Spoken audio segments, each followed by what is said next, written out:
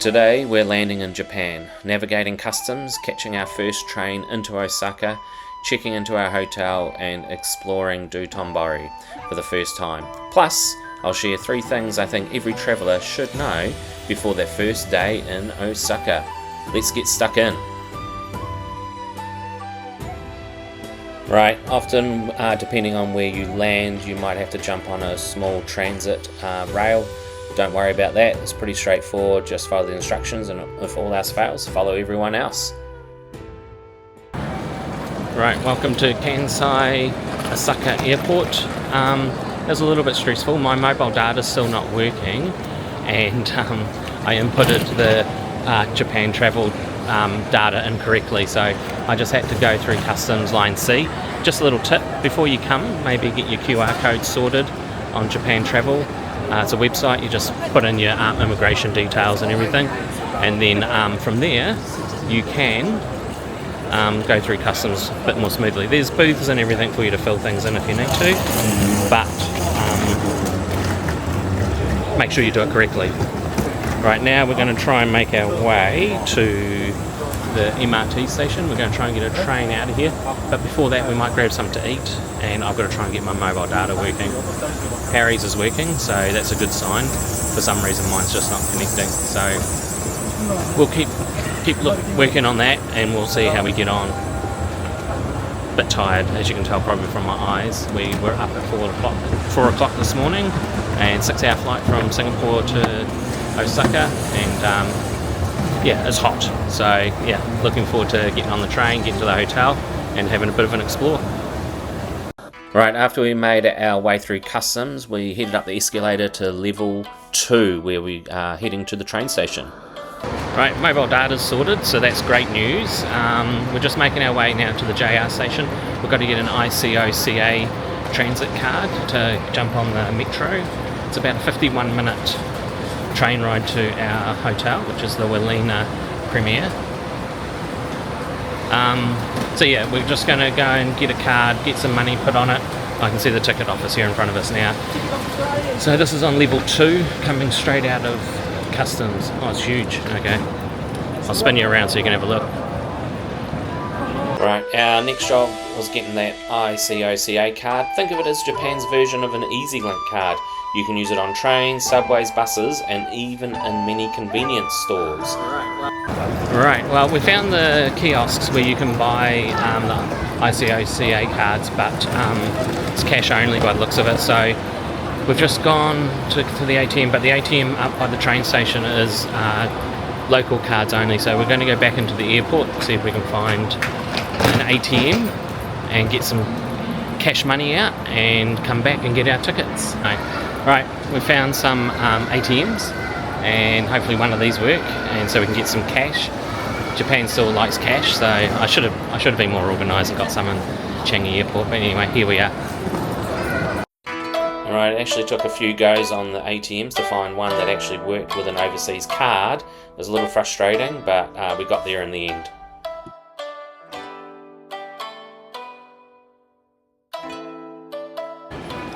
Alright, got some money. Let's go and try and find this train now. Let's hope we can get this machine working. Yeah, I mean, it's these little things. If you're a bit more organised, it's a bit easier, isn't it? So just make sure you've got a bit of cash before you arrive, and then it should be a bit more smooth sailing. As you can see here, we're using the blue JR ticket machines to grab our ICOCA cards. They're quick to set up, have an English menu, and make getting around Japan much easier. Just load some money onto the card and tap your way through the train network. We put 2,000 yen on ours, each card, and that's certainly lasted us for the first few days of travelling around on the local trains and buses. Right, well, got through the gates. I think we're in the right place. I asked for help, make sure I go to the right destination. Now we've got to find the right platform, make sure we get the right train. So yeah, I've just got to make sure I'm getting the right place. At first glance, Osaka's train and metro system can look a little overwhelming, especially when you're tired after a long flight. My biggest tip is to use Google Maps for every journey. Simply enter your destination and it will tell you exactly which line to take, which platform to go to, and even which carriage is best for transfers. Keep an eye on the station codes as well as the station names. Often it's easier to follow codes like M20 or K11 than trying to pronounce unfamiliar Japanese names. And if you're using an ICOCA card, getting around becomes incredibly simple. Just tap in, follow the signs, tap out at your destination. Well, we've made it to Namba Station, which is near our hotel. Now we've just got to get our way out of here. Use our card to get out. As you tap in and out of the turnstiles, the balance remaining on your card also appears, so you can keep track of how much you are using each trip. Right, well, we made our way out, we've scanned ourselves out, and we are going to get our first glimpse of Osaka. Harry found gate 3 for us, that's the exit we need. So we're just making our way there now, and we're going to head up and out and have a look around. Takashimaya Centre, we've got one of those in Singapore. Alright, looks like it might be this way. Just a wee tip on the escalator, looks like you've got to stand on the right. Some countries are left, some are right. Certainly not at home anymore. We're just about to come out now and to get our first glimpse of Osaka. And it's huge. But we are in a busy section, that's for sure.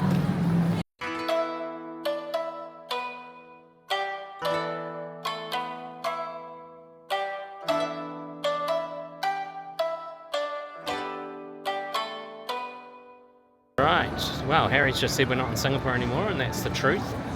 First impressions, tidy, busy, huge, big, crazy, people everywhere. I'm feeling quite energised by it. I'm loving it. And it's just great when you arrive in a new place and you get that first taste, that first new experience. A lot of things that look familiar, especially from Singapore, but a lot of things are different too. So I'm looking forward to exploring around here a bit more and see what we can find. One of the first things that struck us was just how unmistakably Japanese everything felt. The streets were much narrower than we expected, vending machines seemed to be on every corner, and every second storefront was either a tiny restaurant, an arcade, or selling something wonderfully weird. We found ourselves constantly stopping to take it all in, because there was just so much to see. It was exactly the kind of Japan we'd imagined.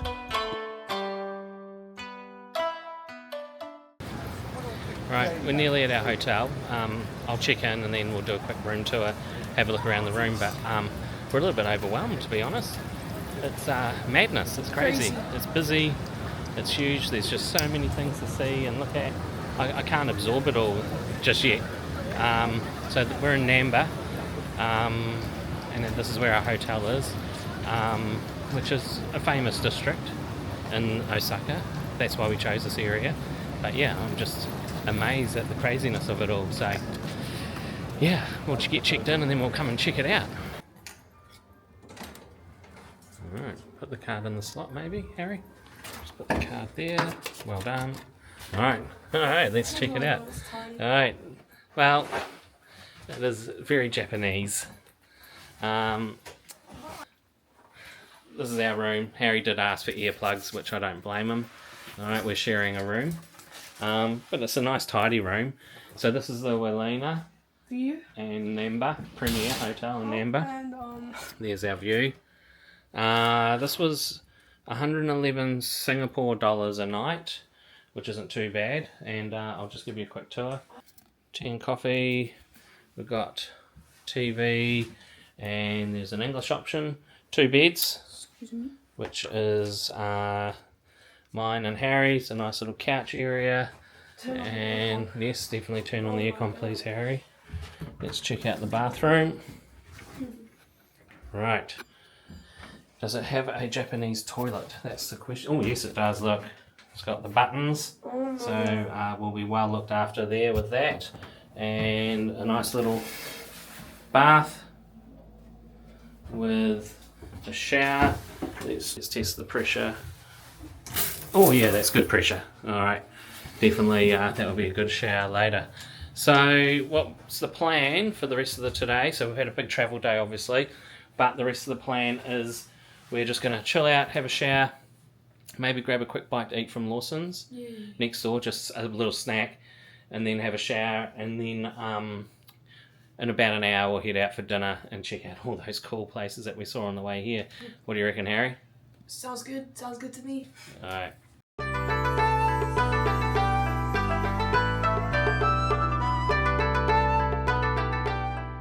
All right, Harry was starving and in a rush, so he's already taken a bite, but get in there and let us know what it's like. Okay, Harry's food reviews. It's good.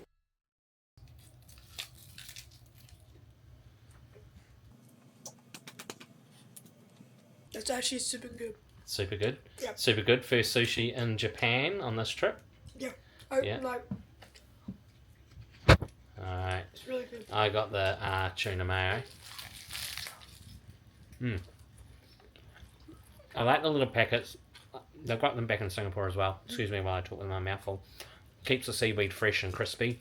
And look, it's just a little snack to tie us over. We haven't eaten since breakfast, so just a wee snack to tie us over, and before we head out to the art action a bit later, which we will see you there. Alright, we've had a little rest in the hotel and we're heading out now to get some food. We're going to go to Dotonbori, which is a very famous spot here in Osaka. Osaka is kind of known as the kitchen of Japan, so let's go and see what type of food we can find and see if there's anything worth looking at and checking out. Come along. As we made our way towards Dotonbori, we found ourselves zigzagging through Osaka's narrow streets, and honestly the walk was just as enjoyable as the destination. Every alley seemed packed with tiny eateries, quirky shops and bright neon signs. It was impossible not to stop every few minutes to take it all in. Now this is it. This is a bit crazy now.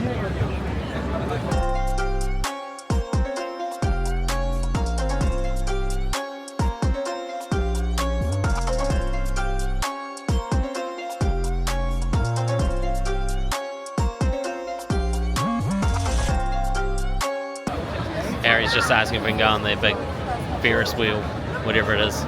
What would you call that, Harry? Okay. No.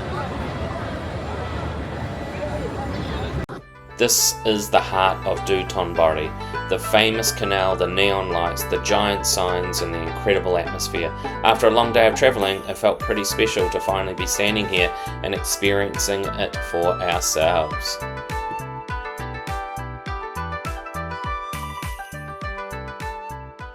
We've got some takoyaki octopus balls, which we're going to try.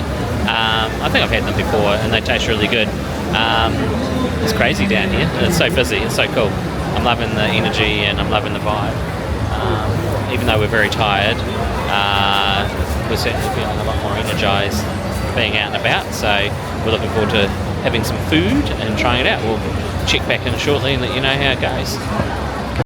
Takoyaki is one of Osaka's most famous street foods. Crispy on the outside, soft and almost creamy on the inside, with a piece of octopus in the middle.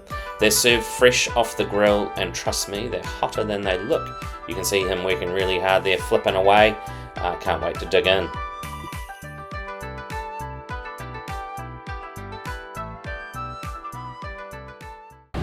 Right, so we've got our takoyaki here. Definitely seafood, definitely can smell it. Now it's pretty hot, but I'm going to give it a go and see what it tastes like. Let's give it a go.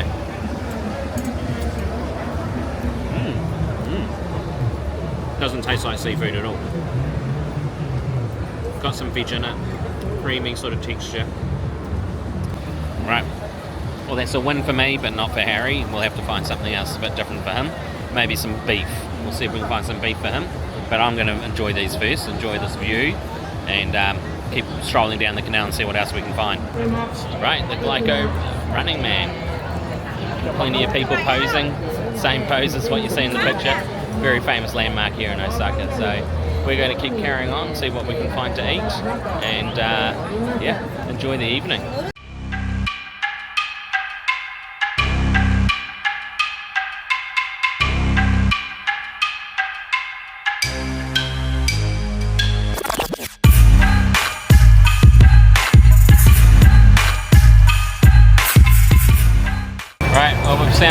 place across the canal, amongst, well, across from all the action. We're just going to try some Wagyu beef, see how that goes. Meat on a stick, can't go wrong. So we'll see how long they take to cook, have a drink, and just chill out and enjoy the atmosphere. After that, we'll definitely be getting an early night, but we'll report back in with some of the beef.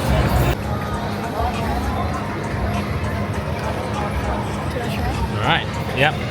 Harry's onto the Wagyu. It looks really hot. Wagyu. It's good. That's good. That's good. Tender, juicy, easy to chew. Good. Oh, good. Alright, well the Wagyu's Harry approved. I don't think he'll eat any of the crab, so that's my trick. Let's see how this goes. It's a nice big bit, that's for sure.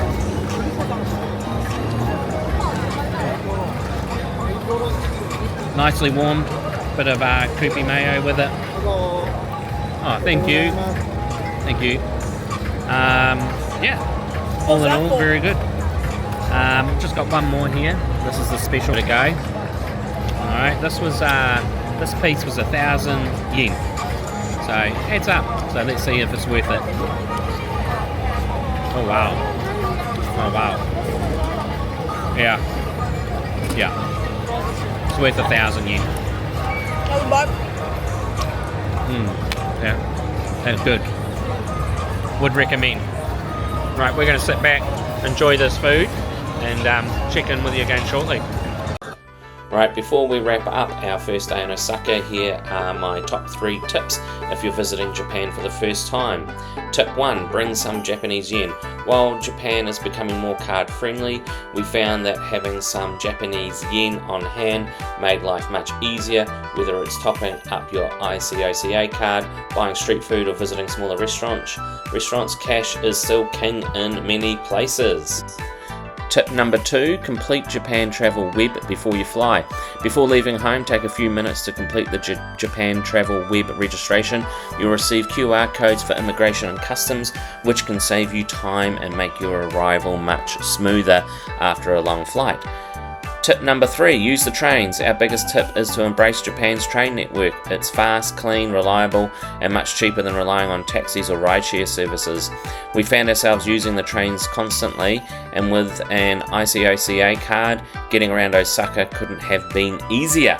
Follow these 3 tips and you'll be off to a great start in Osaka. Our first day has already been an adventure, and this is only the beginning of our Japan journey. If you're liking what you're watching and want to see more Japan videos, make sure you like and subscribe because we've got plenty coming up. See you in the next one.